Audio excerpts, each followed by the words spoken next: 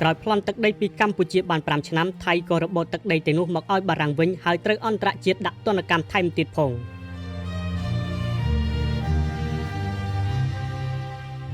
សូមជម្រាបប្រិយមិត្តដោយសង្ខេបថាថៃដែលជាសម្ព័ន្ធមិត្តរបស់ជប៉ុនក៏ធ្លាប់ប្រកាសសង្គ្រាមជាមួយចក្រភពអង់គ្លេសនិងសហរដ្ឋអាមេរិកផងដែរដើម្បីជួយជប៉ុនច្បាំងយកទឹកដីដែលស្ថិតនៅក្រោមអាណានិគមអង់គ្លេសនៅអាស៊ីដូចជាទឹកដីម៉ាឡេទឹកដីភូមាជាដើមនេះមិនទាន់និយាយដោយការច្បាំងគ្នាដោយត្រង់ៗជាមួយបារាំងដើម្បីឈ្លានពានយកទឹកដីកម្ពុជានិងលាវផងទេសន្ធិសញ្ញាបារាំងសៀមចុះថ្ងៃទី9ខែឧសភាឆ្នាំ1941នោះគឺដោយសារតែបារាំងទទួលការគៀបសង្កត់ពីអាល្លឺម៉ង់ផងនិងជប៉ុនផងដែលធ្វើឲ្យទឹកដីផ្នែកពាយ័ព្យនិងផ្នែកខាងជើងនៃប្រទេសកម្ពុជាត្រូវធ្លាក់ទៅក្នុងការគ្រប់គ្រងរបស់សៀមសាជាថ្មីពួកសៀមនេះវាក្រឡោះអណ្ដាតផ្លាស់ប្ដូរចិត្តលឿនណាស់ដោយមើលឃើញពីស្ថានភាពពិភពលោកមានការប្រែប្រួលដែលហេតុថានៅខែមិថុនាឆ្នាំ1944ពួកសម្ព័ន្ធមិត្តបានវាយដណ្ដើមបានប្រទេសបារាំងពីកងទ័ពណាស៊ីអាល្លឺម៉ង់ហើយប្រទេសអ៊ីតាលីដែលជាសម្ព័ន្ធមិត្តរបស់អាល្លឺម៉ង់និងជប៉ុននោះក៏បានដកខ្លួនចេញពីឆាកសង្គ្រាមទៀតផងនោះពួកថៃក៏ស្រាប់តែប្រឆាំងនឹងការដឹកនាំរបស់ផ្លៃវិបុលសង្គ្រាមប្រឆាំងនឹងវត្តមានកងទ័ពជប៉ុននៅប្រទេសខ្លួនទៅវិញកុំភ្លេចថានៅមុននេះពួកថៃជាសម្ព័ន្ធមិត្តជាអ្នកជួយជប៉ុនធ្វើសង្គ្រាមនៅឡើយទ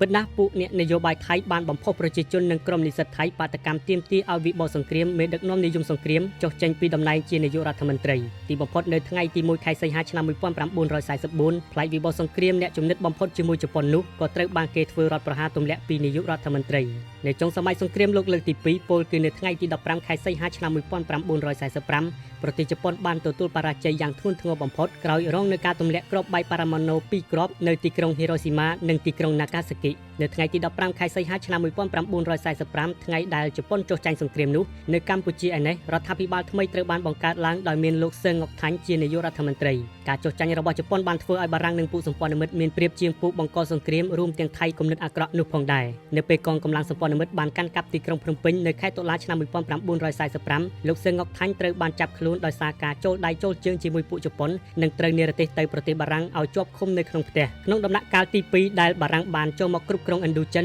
រួមទាំងកម្ពុជាផងនោះបារាំងបានចាប់ផ្ដើមតវ៉ានិងទាមទារយកទឹកដីកម្ពុជាដែលថៃបានកាន់កាប់អស់រយៈពេល5ឆ្នាំមកវិញប៉ុន្តែនាដំណាក់កាលដំបូងថៃមិនចង់ប្រគល់ទឹកដីទាំងនោះមកឲ្យបារាំងដែលតំណាងឲ្យកម្ពុជានិងលាវវិញនោះឡើយដូច្នេះការទាមទារទឹកដីខេត្តបាត់ដំបងនិងខេត្តសៀមរាបឲ្យមកកម្ពុជាវិញនោះគឺត្រូវធ្វើឡើងជាច្រើនដំណាក់កា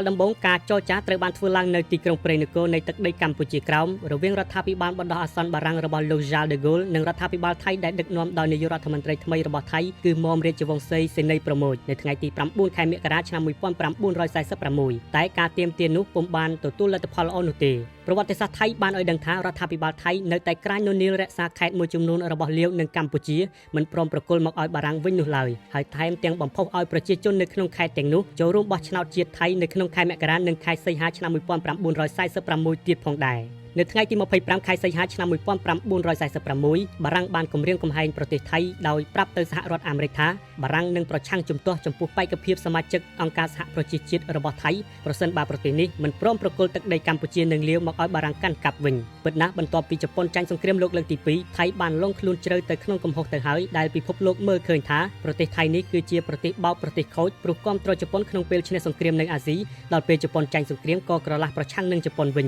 ញដោយពួកគេគ្រាន់តែធ្វើនយោបាយផ្លាស់ប្ដូរមេដឹកនាំដែលគាំទ្របរទេសរៀងៗខ្លួនប៉ុណ្ណោះលុះដល់ដំណាក់កាលសុំចូលជាសមាជិកអង្គការសហប្រជាជាតិសហរដ្ឋអាមេរិកចក្រភពអង់គ្លេសនិងសាធារណរដ្ឋបារាំងមិនចង់គាំទ្របេក្ខភាពប្រទេសខូចមួយនេះនោះឡើយនៅថ្ងៃទី25ខែសីហាឆ្នាំ1946សហរដ្ឋអាមេរិកបានហៅភាគីខាងបារាំងនិងភាគីថៃមកសម្រុះសម្រួលនៅទីក្រុងវ៉ាស៊ីនតោនដែលមានព្រះអម្ចាស់វ៉ាន់វ៉ៃផាយ៉ាកននិងតំណាងទូតបារាំងទីបំផុតនៅខែមករាឆ្នាំ1947ប្រទេសថៃក៏បានបង្ខំចិត្តយល់ព្រមប្រគល់ខេត្តទាំងឡាយនៅឥណ្ឌូចិនទៅឲ្យបារាំងជាថ្នូវនឹងការសន្យារបស់បារាំងថានឹងមិនបដិសេធការសុំចូលជាសមាជិកអង្គការសហប្រជាជាតិរបស់ប្រទេសថៃការស្នើសុំចូលជាសមាជិកអង្គការសហប្រជាជាតិនេះគឺមានសារៈសំខាន់ចំពោះប្រទេសថៃខ្លាំងណាស់ពីព្រោះធ្វើឲ្យប្រទេសនេះត្រូវបានទទួលស្គាល់ជាអន្តរជាតិហើយរួចផុតបន្តិចម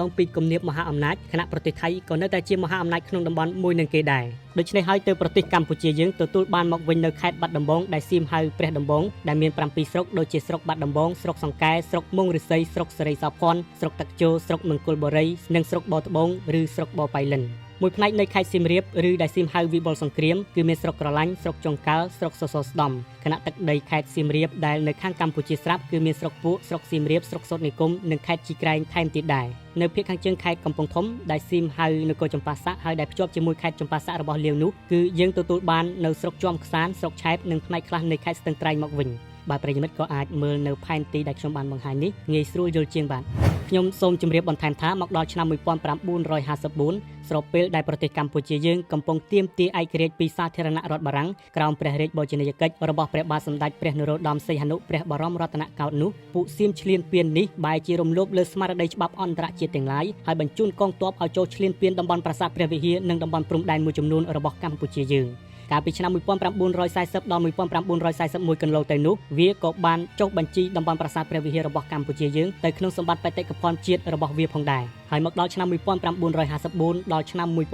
1962វាក៏បានចូលឈ្លានពានតំបន់ប្រាសាទព្រះវិហារយើងដោយខុសច្បាប់ថែមទៀតដោយពួកយោធាថៃវាយល់ថាអត់ពីមហាអំណាចបារាំងទៅកម្ពុជាមកជាគ្មានកម្លាំងយោធាគ្រប់គ្រាន់មកប្រឆាំងជាមួយនឹងពួកវាបាននោះឡើយប៉ុន្តែដោយដែលលោកអ្នកបានដឹងហើយថាតំបន់ប្រាសាទព្រះវិហារត្រូវបានតុលាការអន្តរជាតិ ICJ កាត់សេចក្តីដោយយោងទៅលើច្បាប់អន្តរជាតិថាជាកម្មសិទ្ធិរបស់ប្រទេសកម្ពុជាយើងយ៉ាងពិតប្រាកដថៃមិនអាចចូលឈ្លានពានបាននោះឡើយ